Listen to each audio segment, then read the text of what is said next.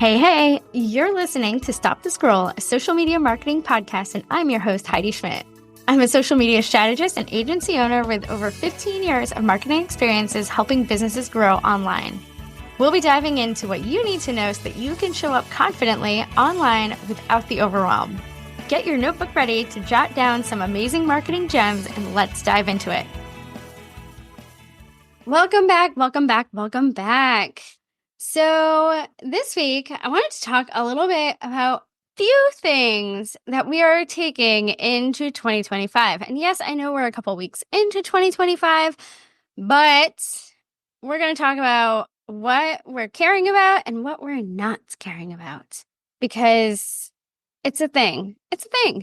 So I have 5 things that we're caring about. 1, 2, 3, 4. Actually, no. I have 6 things that we're not caring about this year, and 5 or 6 things that we are. Because as we know, and as I talked about last week, with all the things that are changing and the trends that we're expecting and all that fun stuff, what we did in 2024 before then probably isn't going to work this upcoming year. So we've got to evolve. Our marketing has to evolve as things do. So here are the things that we're not caring about this year. We're not caring about hashtags. Yes, hashtags still matter. I say that they do. Adam Mosseri will often say differently on his own Instagram account. However, I think especially on, I still use them for my clients on LinkedIn. There's never been a penalty. It helps categorize, because we know that social media platforms are becoming more and more keyword driven. So while, you can't follow hashtags anymore on Instagram, or at least if you still can, soon you will not be able to. They're getting rid of that. Hashtags, in addition to optimized keyword-friendly captions, still help the platform understand what you're talking about. And, I was talking with a client the other day about this, and my team and I have kind of scaled back some of the hashtags that we use these days. And what I mean by scaled back is, we might use more location specific. For me, I use marketing, social media marketing, Maryland, small business marketing, those types of things that are kind of a little more general, but really kind of help the platform understand what I'm talking about and who I want to reach. So you have your audience hashtags, you have your location hashtags, if they're relevant, because, some of y'all online business owners, doesn't matter who you work with. For me, it doesn't matter who I work with either, but 95% of my clients are here in Maryland. And then I talk about the keyword that I want to be found for. So those are kind of the 3 categories of keywords that we're really using now in 2025. We're not hashtag stuffing. We're not using 30 keywords anymore. I think we need to be more intentional with our keywords. So when I say we're being intentional about our hashtags, I mean, we want them to be quality hashtags. No matter what the platform says, the numbers show differently. They continue to drive discoverability. So there's still that option, that opportunity to get discovered by using hashtags. But we're being intentional. We're not necessarily taking all 30 hashtags with us into 2025, okay? 2, we're not caring as much about what time we post. Now, we can look in the platform and see what time our audience is most active, and we want to show up then. So, it doesn't matter if you post at 7 a.m. or 7 p.m. You want to show up when your audience is most likely to be using the platform, and you can find those metrics.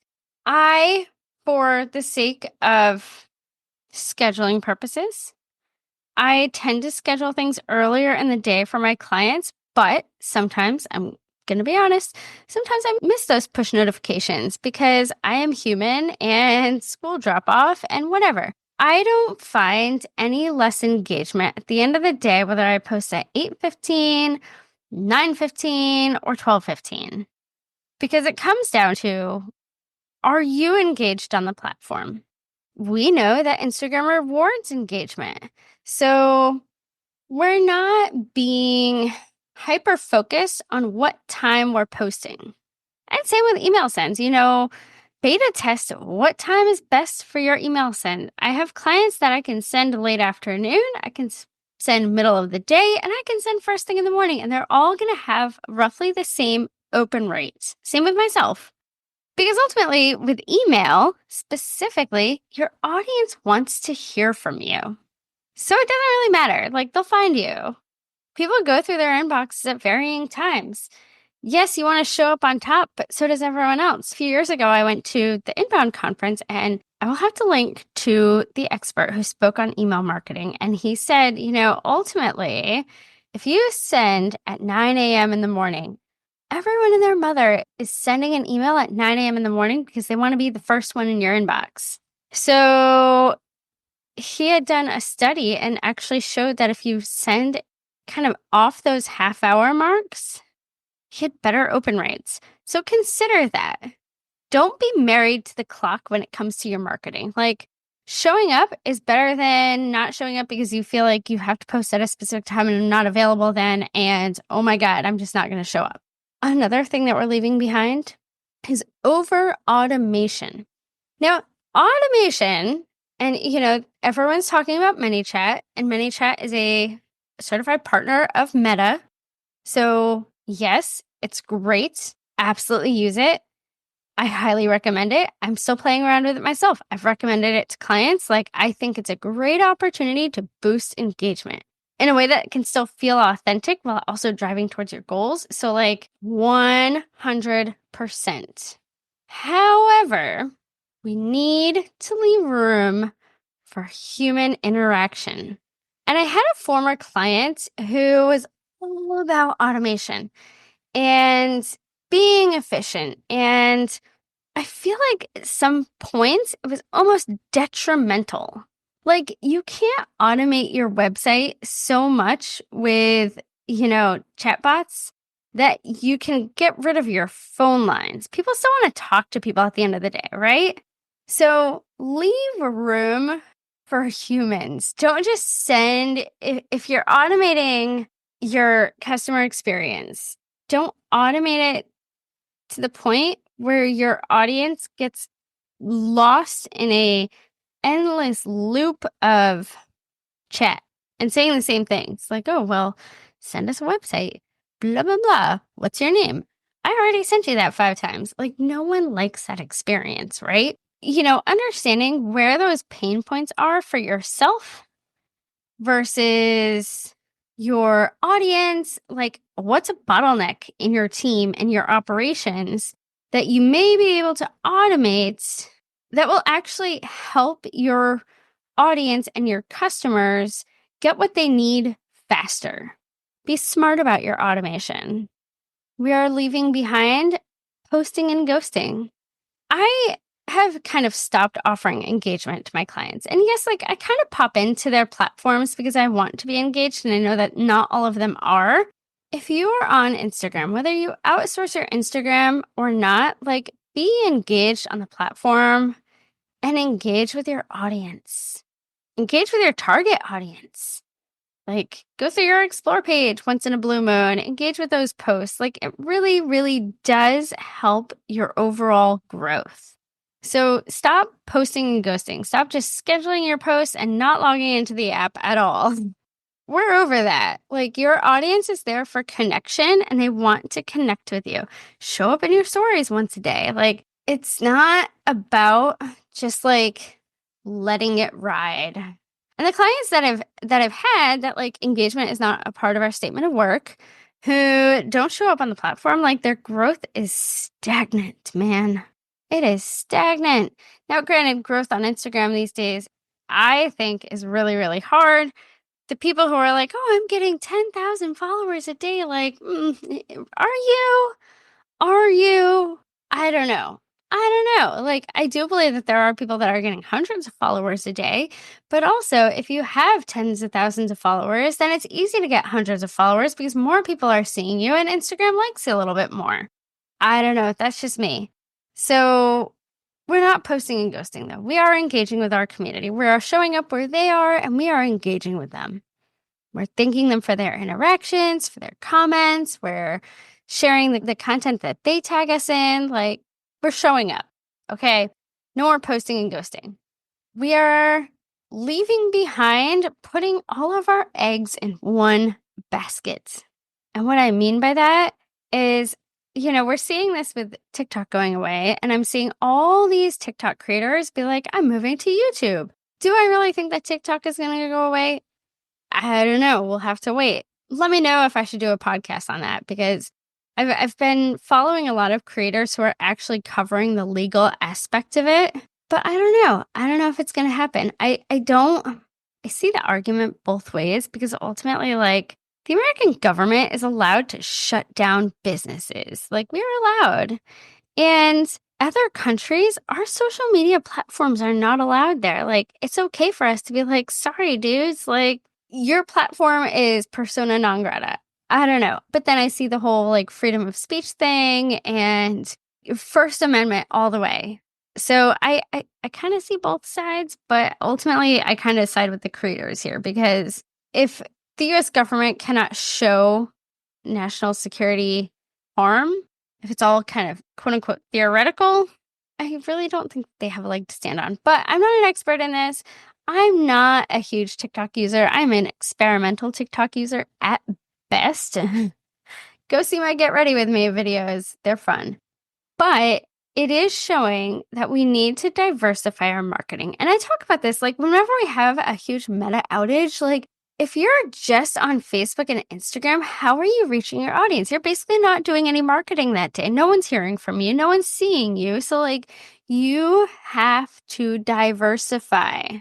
If, like, Meta or Instagram shut down tomorrow, like, you have no audience. If you don't have an email list, your audience only lives on Instagram, like, you are putting all of your eggs in one basket, my friend. And so have a multi-channel marketing strategy. Like, you have to be in multiple places.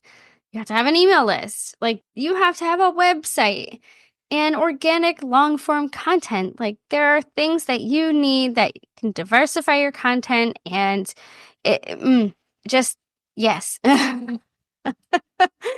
So, what are we actually caring about this year? So, those are the things that we're not taking into 25, that we're leaving behind. The strategies are not serving us anymore. So, what are we actually caring about? We are caring about storytelling. We are not trying to just sell on Instagram. We are telling our story and using that to captivate our readers and get them to want to engage with us and become our customers. We want to engulf them in our world. Come on, friends. Like, let's be friends on MySpace. Like, here's my story. Here's my why. Here's how I've helped. Like, tell your story. If you have a lead magnet, like, why does it matter? Like, don't just be like, download my lead magnet. No, this lead magnet has proven to help all of my clients get clarity on their work-life balance. And I say that because we just did a post for a client of mine that was, it's proven tool, and I use it for myself, and this is how I've gotten to where I want to be. And that's the story that we're telling. We're giving our audience outcomes. We're not just doing pain point marketing anymore. We're telling stories and talking about the outcome that your audience wants. We're building connections. We're doing social listening. We're building community. We're building community not just online, but we're also building community in person. People want those connections, y'all. They want connections. I want connections. Like, I'm like, how many conferences can I go to? Where can I meet people? And coming from a little introverted me, that says a lot. But like, I want to connect not just with like potential clients, but other business owners who are along the same journey as me, because we know that being an entrepreneur is a lonely, lonely place, my friends. It is lonely. Build those in-person connections, those opportunities to build in-person connection. Do some social listening. Where is your audience showing up in your community? Like, especially if you're a service provider, where are they in your community that you can show up? Oh, they have kids? They like these community events? Oh, they're coming back in the spring. Like, let me do a table there. Show up. And I have a client who's like in the process of doing this. Like, this is his thing. We are bringing employee generated content. into 2025. Let your team show off your culture. Let them bring that level of authenticity and trust building to your content and show their unique perspectives. And I have a client who is a psychotherapist, and this is one thing that we are really working on. Like, we had our monthly client meeting a couple weeks ago, and we were really talking about, like, she has a staff member who does coaching, like life coaching. And he is working on videos to give to us to use as reels that really talk about the value of what he offers and how he's changed lives and why people should work with a coach. And I'm so excited to see it because that is a unique perspective that even when you outsource your marketing, no outsourced marketing can capture that kind of perspective unless you directly provide it to them.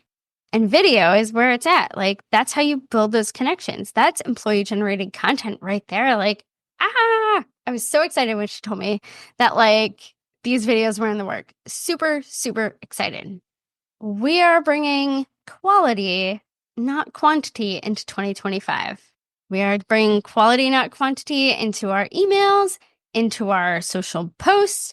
We are sending fewer emails, but we are making them count. We are giving value. We are segmenting our audience so that the right people get the right messaging. People who don't give a flying flip, like, they don't need to get that. Like, don't waste space in their inbox. Being in someone's inbox is a special, special place. So make it count.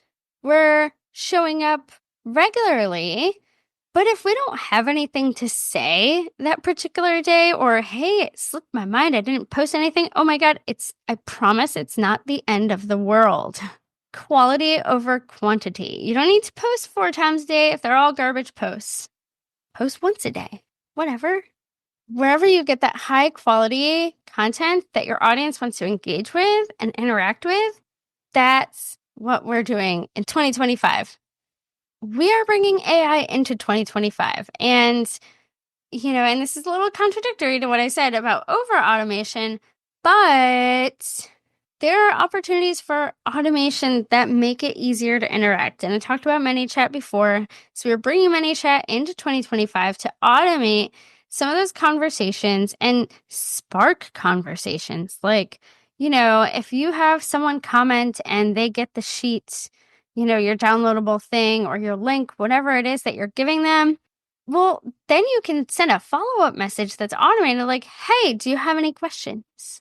Did you find this helpful? Like, you can get that feedback in real time by simply automating some of those comments.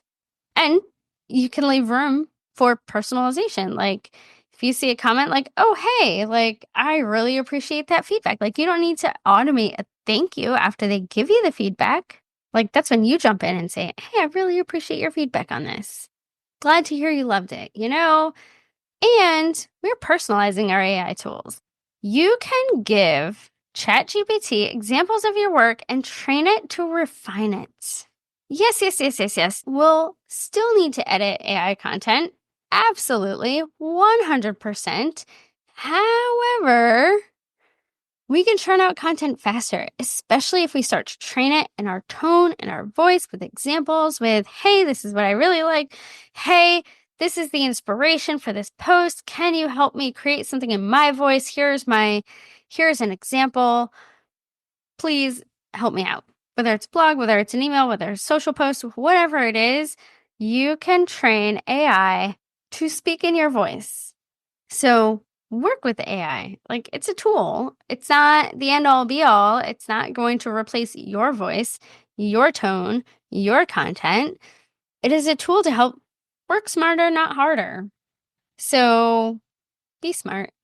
I'm excited for 2025. Marketing changes so, so fast, and the strategies that we think worked. And, one thing that I'm really excited about in 2025, one of the platforms that I love, love, love, love, love is Substack, because a lot of the bloggers that I used to follow back in like the early 2010s and the aughts, they've all moved to Substack. Like, some of these people I've been following literally for like 10 to 15 years.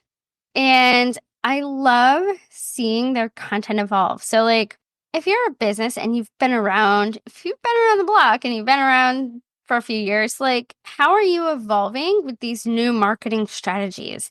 Because people are finding us in new places, they're finding us on new platforms, and we need to find ways where we have a little bit more control over how we get in front of them. So I'm excited. I recently started my own newsletter. I have a big goal for email marketing. I'm really looking to grow my email list. That's one of the goals for me. So if you want to get on my email list, I'm going to drop the link in the show notes to join my newsletter. And as always, feel free to connect with me anywhere on social media, Instagram, LinkedIn, TikTok, Facebook, you name it. I'm on Blue Sky. I'm on Threads. Blue Sky, I'm not really doing much, but my husband was like, get on Blue Sky. He was a big X user. And then politics, he was kind of like pound sand with the mass exodus. So he's moved to Blue Sky and he has a blast over there. If you know, you know. But he akens it to the Twitter of like 2010, like the old school Twitter before, Elon bought it and made it terrible. So yeah, connect with me on social. I love to hear listeners. I love to hear what resonates with you. What do you want to hear about? What do you want to hear me talk about? Sometimes I'm just running my mouth. And if you're interested in being a guest, also feel free to drop me an email, Heidi@HeidiJSchmidt.com, because I think, all of us marketers, we all have something unique to offer. And I love hearing the perspective of other marketers. So, and if you love what you hear, please, please, please go on to Apple Podcasts and leave a review. It's such an easy way to help any creator, any podcaster, anything like that. It's just to share their content, share what you love about it, all that fun stuff. So, and I appreciate people who have left reviews. So thank you, thank you, thank you. And with that, until next week, go forth, take these strategies and create amazing content that stops the scroll. Bye for now.